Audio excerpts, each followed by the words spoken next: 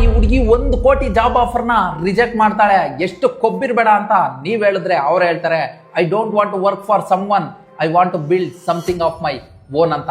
Welcome to day 8 of finding the founders 15 days series. 2006 ಅಲ್ಲಿ Vineetha Singh IIT Ahmedabad ಇಂದ pass ಆಗ್ತಾರೆ and ಅವಾಗ್ಲೇ ಅವ್ರಿಗೆ 1 ಕೋಟಿ ಜಾಬ್ ಆಫರ್ ಬರುತ್ತೆ.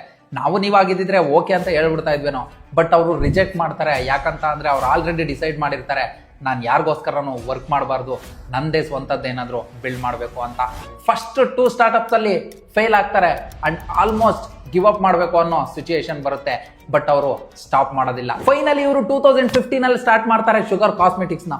ಆಬ್ವಿಯಸ್ಲಿ ಫಸ್ಟ್ 2 ಇಯರ್ಸ್ ತುಂಬಾ ಟಫ್ ಆಗಿರುತ್ತೆ ಅಂಡ್ ಇನ್ವೆಸ್ಟರ್ಸ್ ಇವ್ರ ಐಡಿಯಾನ ರಿಜೆಕ್ಟ್ ಮಾಡ್ತಾರೆ, ಬಟ್ ಇವರು ನಿಲ್ಸೋದಿಲ್ಲ, ವಾಪಸ್ ಫೈಟ್ ಮಾಡ್ತಾರೆ. ಅದಕ್ಕೆ ಇವತ್ತು 750ಕ್ಕಿಂತ ಜಾಸ್ತಿ ಸ್ಟೋರ್ಸ್ ಇಟ್ಕೊಂಡಿದ್ದಾರೆ ಅಂಡ್ 500 ಕೋಟಿಗಿಂತ ಜಾಸ್ತಿ ರೆವಿನ್ಯೂ ಮಾಡ್ತಾ ಇದ್ದಾರೆ. ವಿನೀತಾ ಸಿಂಗ್ ಅವ್ರ ಹತ್ರ ಇವತ್ತು 2000ಕ್ಕಿಂತ ಜಾಸ್ತಿ ಎಂಪ್ಲಾಯೀಸು ಕೆಲಸ ಮಾಡ್ತಾ ಇದ್ದಾರೆ. ಅಂಡ್ ಇನ್ನೊಂದು ಇಂಟ್ರೆಸ್ಟಿಂಗ್ ವಿಷಯ ಏನಂತ ಅಂದ್ರೆ ಇವತ್ತು ಶಾರ್ಕ್ ಟ್ಯಾಂಕ್ ಇಂಡಿಯಾದಲ್ಲಿ ಇವರು one of the investors and ಎಷ್ಟೋ ಯಂಗ್ ವುಮೆನ್ ಆಂಟರ್ಪ್ರಿನರ್ಸ್ಗೆ ಇನ್ಸ್ಪೈರ್ ಮಾಡ್ತಾ ಇದ್ದಾರೆ ಅಂಡ್ ರೋಲ್ ಮಾಡಲ್ ಕೂಡ ಆಗಿದ್ದಾರೆ. ನೋಡಿ, ಇವಾಗ ಒಂದು ಸ್ಯಾಲರಿ ಸೆಕ್ಯೂರ್ ಜಾಬ್ ತಗೊಬೇಕು ಆರ್ ರಿಸ್ಕ್ ತಗೊಂಡು ನಿಮ್ ಡ್ರೀಮ್ ನ ಚೇಸ್ ಮಾಡಬೇಕು. ಯಾರೆಲ್ಲ ನಿಮ್ ಡ್ರೀಮ್ ನ ಸೈಡ್ಗೆ ಇಟ್ಟು ಸ್ಯಾಲರಿಗೋಸ್ಕರ ಕೆಲಸ ಮಾಡ್ತಾ ಇದ್ದೀರಾ ಕಮೆಂಟ್ ಮಾಡಿ.